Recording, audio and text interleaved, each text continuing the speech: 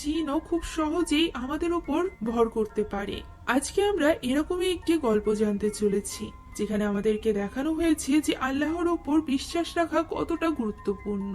সেই সাথে কোনো জিন যদি কখনো কারোর পেছনে পড়ে যায়, তাহলে সে তাকে পুরোপুরি নিঃশেষ না করা পর্যন্ত তার পিছু ছাড়ে না।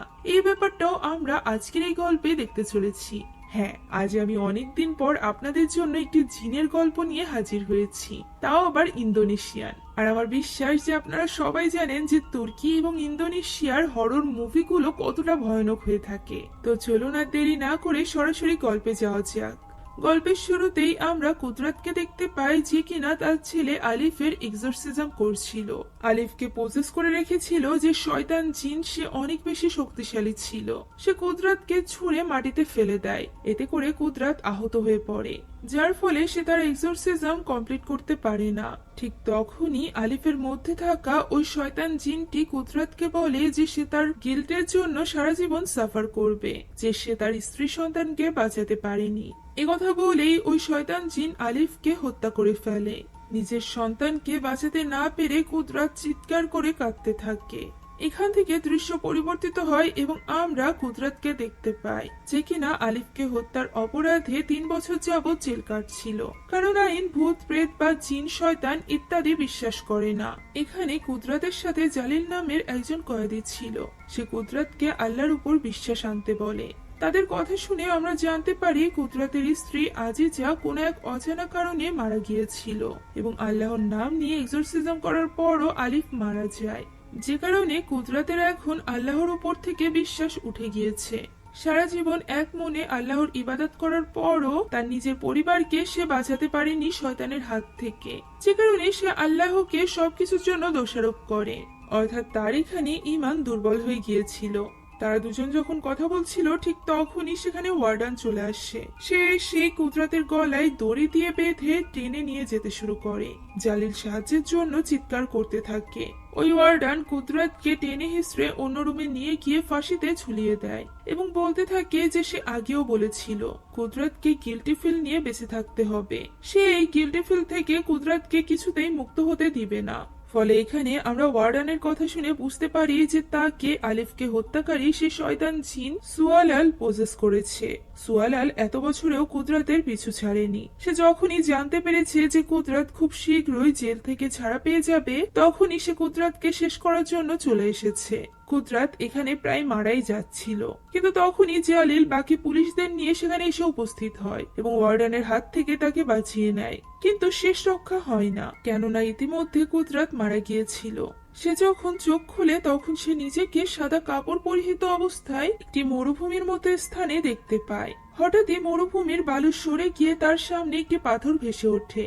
এজন্য তাকে মরুর বুকে নিজেকে পবিত্র করে নেওয়ার নির্দেশ দেওয়া হলো। কুদরাত এই নির্দেশ বুঝতে পারে এবং ওই পাথরটি দিয়ে তাইমুমের ওযু করে, সেই সাথে সেখানেই সালাত আদায় করে। সে তওবা করে মহান আল্লাহ তাআলার উপর আবারও বিশ্বাস ফিরিয়ে আনে। সে বুঝে গিয়েছিল যে আল্লাহ তাআলা কারোর সাথে অন্যায় করে না, তিনি সবচেয়ে বড় পরিকল্পনাকারী। কিছুক্ষণ পর তার চোখ খুললে সে নিজেকে মুর্দা ঘরে দেখতে পায়, যাকে বাকি সব লাশের সাথে গোসল করিয়ে শুয়ে রাখা হয়েছিল।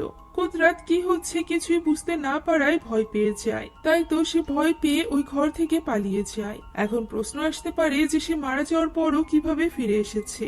এর একটাই অর্থ, মহান রাব্বুল আলামিন কুদরাতকে নিজের ভুল শুধরে নেওয়ার আবারও সুযোগ দিয়েছেন। এখন মহান আল্লাহ তাআলা কেনই বা কুদরাতকে আবার জীবন ফিরিয়ে দিয়েছেন এবং সুয়ালা নামক এই শয়তান জিনটি কেনই বা তার পেছনে পড়ে আছে, তা আমরা মুভির শেষে জানতে পারবো। আপাতত আমরা কুদরাতকে তার গ্রামে ফিরে যেতে দেখতে পাই। যাত্রাপথে সে একটি বাচ্চা মেয়েকে কান্না করতে দেখে এবং আমরা দেখতে পাই মেয়েটির পাশের সিটে একটি আত্মা বসে আছে। এখন কুদরাত তার গ্রামে আসে। সেখানে একটি বাড়ি থেকে জোরে জোরে আল কুরআন পড়ার শব্দ শুনতে পায়। এরপর আমরা জিহান নামের একজন মেয়েকে দেখতে পাই, যাকে শয়তান পজেস করে রেখেছিল। সকলে জিহানের জন্য দোয়া পড়ছিল, তবে এতেও তেমন কোনো লাভ হয় না, কেননা জিহান তার বাবা মার সামনে নিজের মাথায় বারবার আঘাত করে নিজেকে শেষ করে দেয়। আমরা জানতে পারি যে এই গ্রামে ইদানিং শয়তানের উৎপাত অনেক বেড়ে গিয়েছে।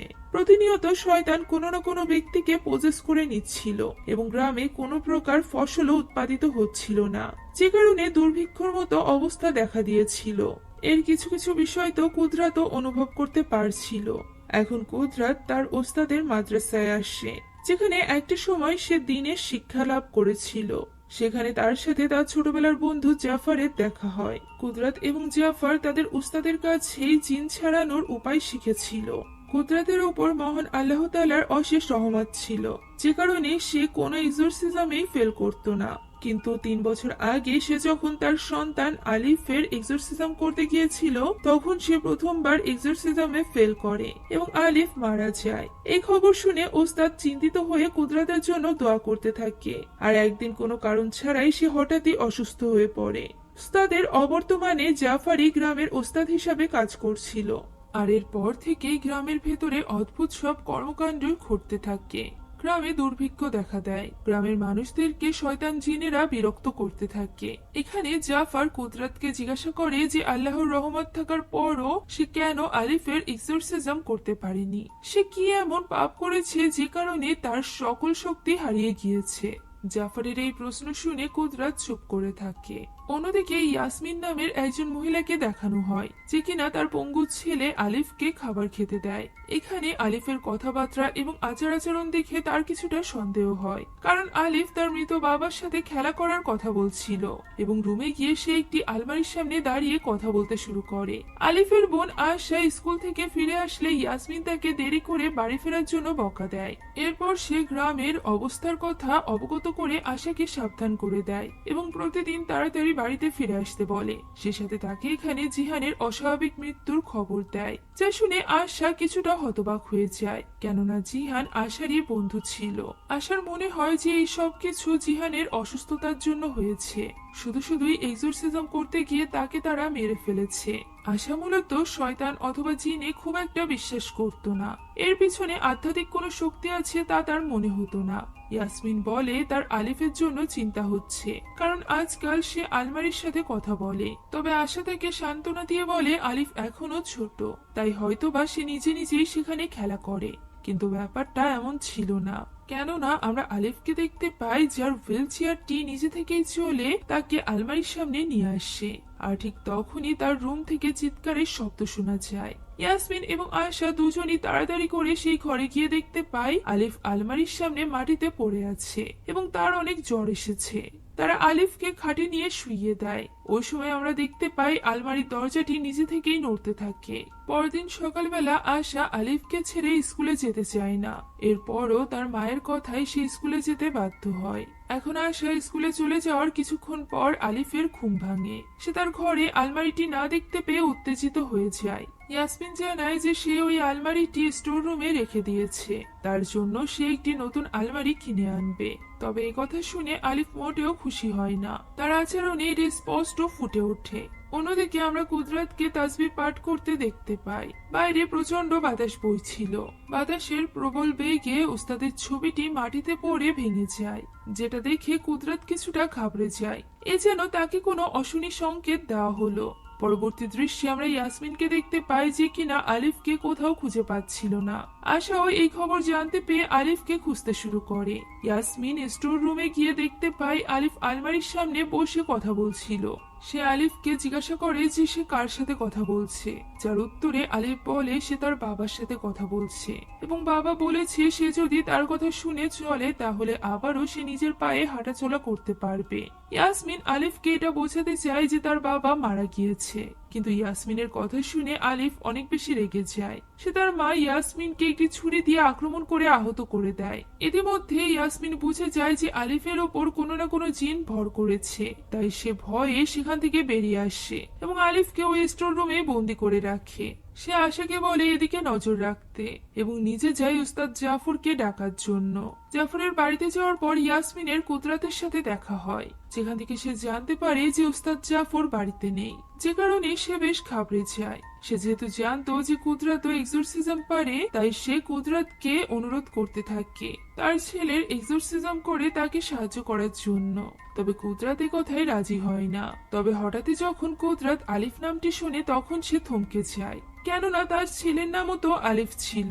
সে সাথে ইয়াসমিনের ছেলের নামও আলিফ, যাকে কিনা এক শয়তান জিন পজেস করেছে। আর এই কারণেই নিজের ছেলের কথা মনে করে সে ইয়াসমিনকে সাহায্য করতে রাজি হয়ে যায়। অন্যদিকে ওই সময় আলিফের মধ্যে থাকা জিনটি আশাকে ম্যানিপুলেট করতে শুরু করে এবং তাদের কথার মাধ্যমে আমরা জানতে পারি যে কোনো এক দুর্ঘটনায় তাদের বাবা মারা গিয়েছিল এবং ওই দুর্ঘটনাতেই আলিফ পঙ্গু হয়ে গিয়েছিল।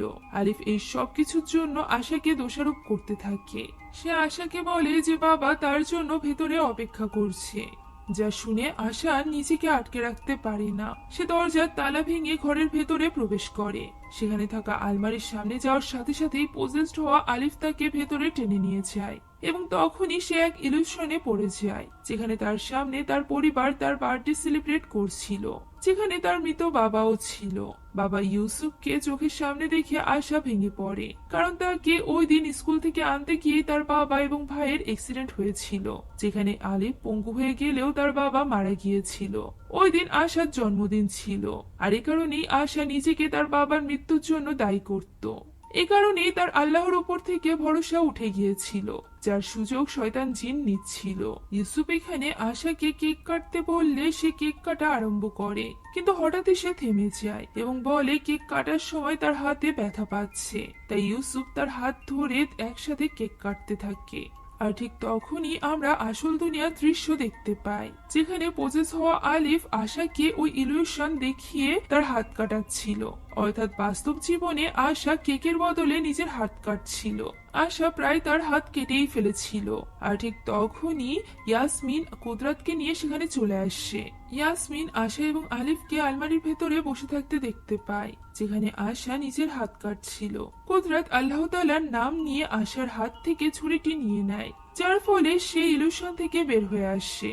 আর ঠিক তখনই পজেস হওয়া আলিফ বলতে শুরু করে যে তোমরা আদম সন্তান, যারা কিনা আল্লাহর ইবাদত করো, কিন্তু আল্লাহর প্রতি তোমাদের বিশ্বাস নড়বড়ে। তোমরা আল্লাহর সামনে মাথা নত করো, কিন্তু তার সক্ষতার উপরই প্রশ্ন তোলো। এই জিনটি এটাই বোঝাচ্ছিল যে আল্লাহর উপর অবিশ্বাসের সুযোগ নিয়েই সে তাদের সাথে ছলনা করে। একথা বলেই পজেসড হওয়া আলিফ কুদরাতের উপর ঝাঁপিয়ে পড়ে। কুদরাত এখানে অনেক কষ্ট করে হলেও আলিফের এক্সোরসিজম করে শয়তান জিনটিকে তাড়িয়ে দেওয়ার চেষ্টা করতে থাকে। এই জিনটির নাম ছিল কাদাব। সে শয়তানের উপাস্য করে। কাদাব যাওয়ার আগে বলে সে তো মাত্র তার উপাস্য করে, কিন্তু একদিন সে নিজেই ফিরে আসবে মুহাম্মাদের উম্মাতদের শেষ করতে। অর্থাৎ কাদাব দাজ্জালের কথা বলছিল। অবশেষে কুদরাত জিনটিকে আলিফের শরীর থেকে বিতাড়িত করতে সক্ষম হয়, যা দেখে ইয়াসমিন তার প্রতি কৃতজ্ঞতা প্রকাশ করে।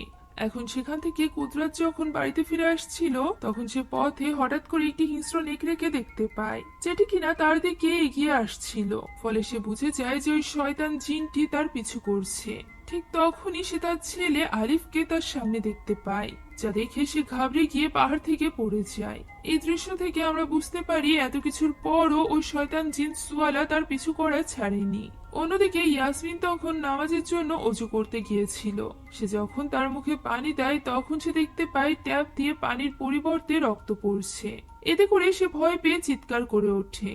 তখন আশা তার কাছে ছুটে আসলে সে দেখতে পায় এটা তার মনের ভুল। হঠাৎই চারিদিকে বাতাস বইতে শুরু করে, যার ফলে তারা ঘাবড়ে যায়। তারা দুজন তাড়াতাড়ি করে আলিফের ঘরে চলে যায়। সেখানে গিয়েই তারা হতবাক হয়ে যায়, কেননা আলিফ আবারও পজেসড হয়ে গিয়েছিল।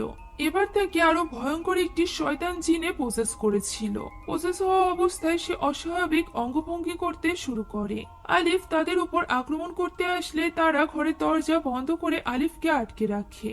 তখন চারিদিকের পরিবেশ শান্ত হয়ে যায় এবং আলিফ তাদেরকে শান্ত গলায় ডাকতে থাকে। তবে ইয়াসমিন বুঝতে পেরেছিল যে এটা ওই শয়তান জিনেরই কোনো চাল হবে, তাই সে ভেতরে যায় না। আর ঠিক ওই সময় ওস্তাদ জাফর তার লোকদেরকে নিয়ে আলিফকে নেওয়ার জন্য সেখানে চলে আসে। তারা আলিফকে নিয়ে তাদের মাদ্রাসার দিকে ফিরে যাচ্ছিল। তখন হঠাৎ করে কুদরাত তাদের গাড়ির সামনে চলে আসে।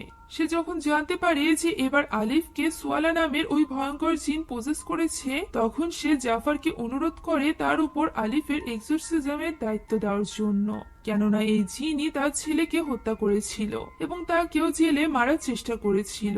সে জানতো যে সুয়ালা তার পিছু করতে করতে এখানে চলে এসেছে এবং ইচ্ছাকৃতভাবেই আলিফকে পজেস করেছে। কিন্তু জাফর তাকে আলিফের এক্সোরসিজম করতে দিতে রাজি হয় না, কারণ তার মনে হচ্ছিল যে কুদরত এখন এই সবকিছু আল্লাহ তাআলার সন্তুষ্টি লাভের জন্য নয়, বরং প্রতিশোধ নেওয়ার জন্য করবে। আর সে যেহেতু আগেও তার ছেলেকে বাঁচাতে পারেনি, তাই তাকে আলিফের এক্সোরসিজম করা থেকে বিরত থাকতে বলে। জাফর যেহেতু রোজই গ্রামের কারো না কারো এক্সোরসিজম করে, তাই তার এই কাজটি করতে বেশি দেরি হবে না। কুদরত জাফরের কথা মেনে নেয়। পরদিন কুদরত সালাত আদায় করে বাইরে এসে দেখতে পায় আশা বাইরে বসে আছে। এরপর তারা দুজন গল্প করতে শুরু করে। আশা জিজ্ঞাসা করে যে তাদের সাথে কেন এমন হচ্ছে, আলিফকে কেনই বা শয়তানে বিরক্ত করছে। উত্তরে কুদরত বলে, মহান আল্লাহ তাআলা আমাদের সৃষ্টি করেছেন এবং আমরা তার নিয়ামতের মাধ্যমেই বেঁচে আছি, কিন্তু আমরা অনেক সময় তার ক্ষমতার উপর পূর্ণাঙ্গ বিশ্বাস আনতে পারি না। আর শয়তান আমাদের নড়বড়ে ঈমানের জন্যই আমাদের ক্ষতি করে। কিন্তু মহান আল্লাহ তাআলা আমাদেরকে শয়তানের হাত থেকে রক্ষা করেন। তিনি সব সময় আমাদের উপর রহমত দান করেন। আর এ কারণেই সে আশাকে আল্লাহর উপর পূর্ণাঙ্গ বিশ্বাস এনে নামাজ এবং কোরআন পাঠ করে আল্লাহর কাছে সাহায্য চাইতে বলে। তারা কথা বলতে বলতে জিহানের বাড়ির কাছে চলে আসে, যেখানে জিহানের বাবা মা দাঁড়িয়ে ছিল। জিহানের বাবা কুদরতকে দেখা মাত্রই অনেক বেশি রেগে যায়, কেননা সে ভেবেছিল কুদরত হয়তোবা জাফরের লোক, তাই তো সে তাকে মারতে শুরু করে। এখানেই আমরা জানতে পারি যে জাফর মূলত গ্রামের মানুষদের কাছ থেকে জমি এবং টাকার বিনিময়ে মানুষের এক্সোরসিজম করত, অর্থাৎ সে আল্লাহর সন্তুষ্টির জন্য এই কাজ করত না, বরং জিহানের বাবা তাকে টাকা অথবা জমি দিতে পারেনি বলেই সে জিহানের এক্সোরসিজম করেনি, যে কারণে জিহান মারা গিয়েছিল। যেটা জানার পর কুদরত হতবাক হয়ে যায়। এরই মধ্যে সন্তান হারিয়ে মানসিকভাবে ভেঙে পড়া জিহানের মা পাহাড় থেকে লাফ দিয়ে নিজেকে শেষ করে দেয়। কুদরত বিশ্বাসই করতে পারছিল না যে জাফর টাকার বিনিময়ে এক্সোরসিজম করে, যেখানে ওস্তাদ তাদেরকে বিনা স্বার্থে মানুষকে সাহায্য করার জন্য এক্সোরসিজম করা শিখিয়েছিল। এরপর সে মাদ্রাসায় যায় জাফরের সাথে কথা বলার জন্য, যেখানে সে দেখতে পায় আলিফ সম্পূর্ণভাবে সুস্থ হয়ে গিয়েছে। এরপর সে জাফরকে জিজ্ঞাসা করে যে সে কেন এক্সোরসিজম করার জন্য মানুষের থেকে জমি নেয়। জাফর প্রথমে ব্যাপারটাকে অস্বীকার করে, কিন্তু পরবর্তীতে কুদরত যখন জিহানের বাবা মার কথা উল্লেখ করে তখন সে চুপ হয়ে যায়। কিছুক্ষণ ভেবে জাফর বলে যে সে ওই জমি মসজিদ নির্মাণ করার জন্য নেয়। এটা শুনে কুদরত বলে যে সে যেন আর কখনোই এক্সোরসিজম করার পরিবর্তে মানুষের থেকে জমি অথবা ফসল না নেয়। সে সাথে সে যেন ইয়াসমিনের থেকেও কিছু না নেয়, কারণ ওস্তাদ তাদেরকে বিনা স্বার্থে মানুষকে সাহায্য করা শিখিয়েছিল এবং এটাই তাদের কর্তব্য। জাফর বুঝে যায় কুদরত গ্রামে থাকলে মানুষের থেকে এক্সোরসিজমের পরিবর্তে সে জমি নিতে পারবে না, তাই সে কুদরতকে সেখান থেকে চলে যেতে বলে। কুদরত কখনোই তার বন্ধুর থেকে এমনটা আশা করেনি। সে এতে করে মনে মনে অনেক কষ্ট পায়। এরপরও সে সেখান থেকে চলে যাওয়ার জন্য তৈরি হয়ে যায়। অন্যদিকে ইয়াসমিনের বাড়িতে তারা আলিফের সাথে কথা বলছিল, তখন হঠাৎ করে কারেন্ট চলে যায়। ইয়াসমিন মোমবাতি আনার জন্য স্টোর রুমে যায়, যেখানে সে একটি হারিকেন জ্বালালেও সেটি আপনা আপনি নিভে যায়। ফলে সে কিছুটা ঘাবড়ে যায়। তখনই সে ঘরের মধ্যে কারোর একটা উপস্থিতি অনুভব করে এবং তাড়াতাড়ি করে আগুন জ্বালাতে শুরু করে, কিন্তু ওই মুহূর্তে সুয়ালা এসে তার উপর আক্রমণ করে এবং তাকে পোসেস করে নেয়। অনেকক্ষণ হয়ে যাওয়ার পরও ইয়াসমিন না আসায় আশা তাকে খুঁজতে যায়। এরপর ইয়াসমিন পেছন থেকে এসে আশাকে বলে উস্তাদ জাফরকে এখনই ডেকে আনতে। মায়ের কথা মতো আশা জাফরকে ডাকতে বেরিয়ে যায়। আশা যাওয়ার পর আমরা ইয়াসমিনকে দেখতে পাই, যার মুখ দিয়ে রক্ত পড়ছিল এবং সুয়ালা তাকে পোসেস করে রেখেছিল। অন্যদিকে কুদরত সেখান থেকে চলে যাওয়ার আগে তার উস্তাদের কাছে বিদায় নিতে আসে। তখন অজ্ঞান অবস্থায় থাকা তার উস্তাদ কুদরতকে ডেকে জাফরের নামে কিছু একটা বলে, যা শুনে কুদরত চিন্তিত হয়ে পড়ে এবং তখনই জাফরকে খুঁজতে শুরু করে। জাফরের লোকেরা তাকে এই কাজে বাধা দেয়। তখন সে সকলকে মেরে জাফরের ঘরে যায়। কুদরত ওই ঘরে একটি সিক্রেট দরজা দেখতে পায়। ওই দরজা দিয়ে প্রবেশ করলে সে একটি সিক্রেট ঘরে গিয়ে পৌঁছায়, যেখানে আমাদের সামনে এই মুভির সবচেয়ে বড় টুইস্টটি রিভিল হয়। আসলে জাফর আল্লাহ নয়, বরং শয়তানের উপাস্য। সে সুয়ালার উপাস্য করে শয়তানি শক্তি রপ্ত করত। জাফর আল্লাহর নয়, বরং শয়তানের গোলামি করত। আর সে নিজেই গ্রামের মানুষকে শয়তান দ্বারা পজেস করিয়ে তার ক্ষমতা বলে মানুষকে পজিশন থেকে বের করে আনতো এবং এর প্রতিদান স্বরূপ জমি নিয়ে নিত। শুধুমাত্র তাই নয়, সেই তাদের ওস্তাদকে কালো জাদু দ্বারা অসুস্থ করে রেখেছিল, যাতে করে সে তাকে এই খারাপ কাজে আটকাতে না পারে।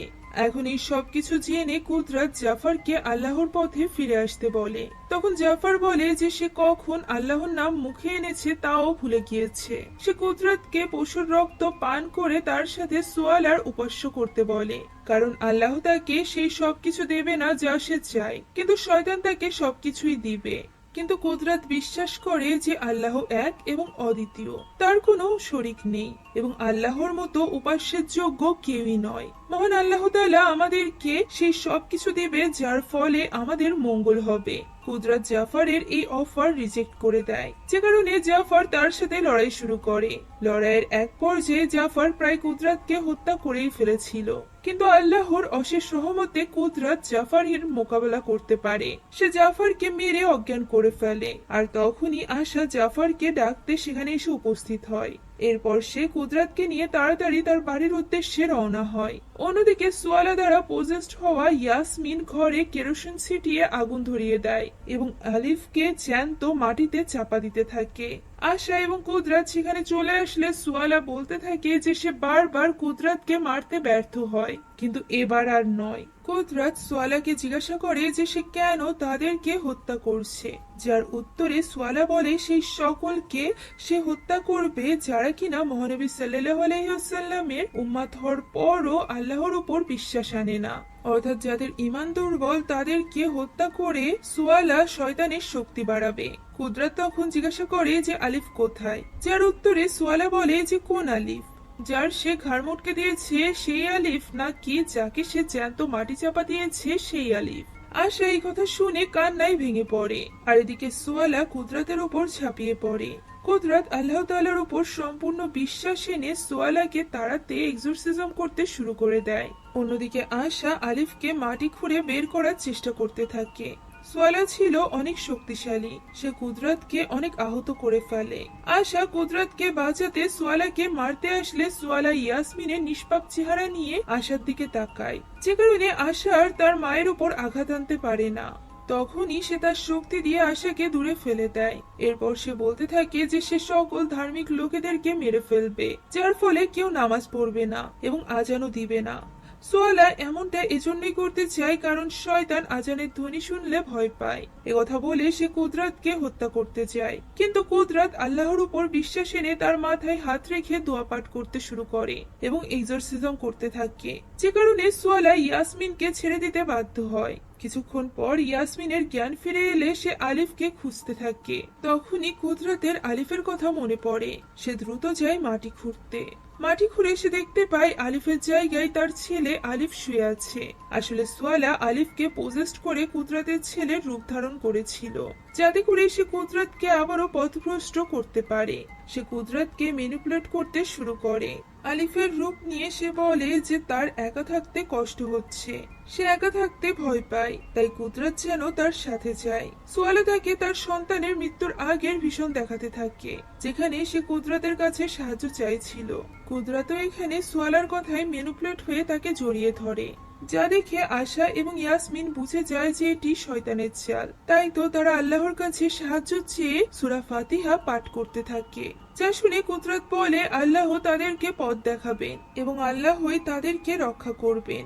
একথা শোনা মাত্রই আলিফ রূপে থাকা সুয়ালা বুঝে যায় যে কুদরাতকে সে ম্যানিপুলেট করতে পারেনি, তাই তো সে কুদরাতকে ধাক্কা দিয়ে চিৎকার করে ওঠে। কুদরাত আবারও আল্লাহর নাম নিয়ে আলিফের এক্সোরসিজম করতে থাকে, আর এইবার আল্লাহর রহমতে সে সুয়ালাকে আলিফের শরীর থেকে বিতাড়িত করতে সক্ষম হয়। এরপর আমাদেরকে 6 মাস পরের দৃশ্য দেখানো হয়, যেখানে তাদের গ্রামে আগের মতোই ফসল ফলাদি জন্মাতো। কুদরাতের উস্তাদও সুস্থ হয়ে উঠেছিল, কারণ এতদিন জাফর এবং সুয়ালার কালো জাদুর প্রভাবে সে অসুস্থ ছিল।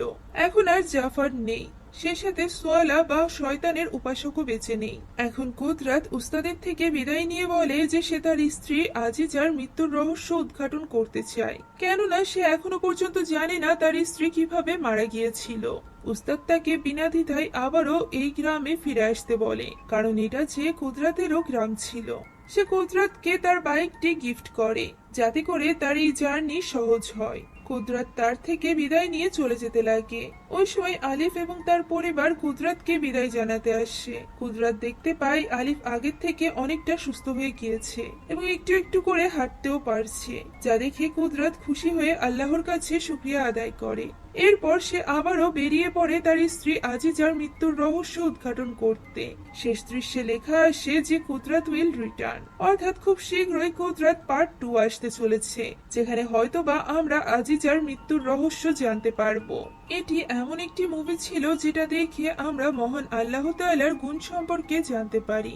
মহান আল্লাহ তাআলা মানব জাতিকে তার ইবাদতের জন্য সৃষ্টি করেছেন, কিন্তু অনেক মানুষ শয়তানের দ্বারা পথভ্রষ্ট হয়ে আল্লাহর সাথে শয়তানকে শরীক করে। আর এই মুভিতে যে শয়তান জিনের কথা বলা হয়েছে অর্থাৎ সোয়ালা হলো আমাদের মূল শয়তান, অর্থাৎ শয়তান ইবলিসের বংশধর, যে কিনা মানব জাতিকে আল্লাহর পথ থেকে পথভ্রষ্ট করে তোলে। কিন্তু মহান আল্লাহ তাআলার ক্ষমতার কাছে শয়তান কিছুই নয়। তাই এই রমজান মাসে আমাদের ঈমান আরো বেশি দৃঢ় হোক, এই কামনা করেই আজকের এই ভিডিওটি এখানেই শেষ করছি। আল্লাহ হাফেজ।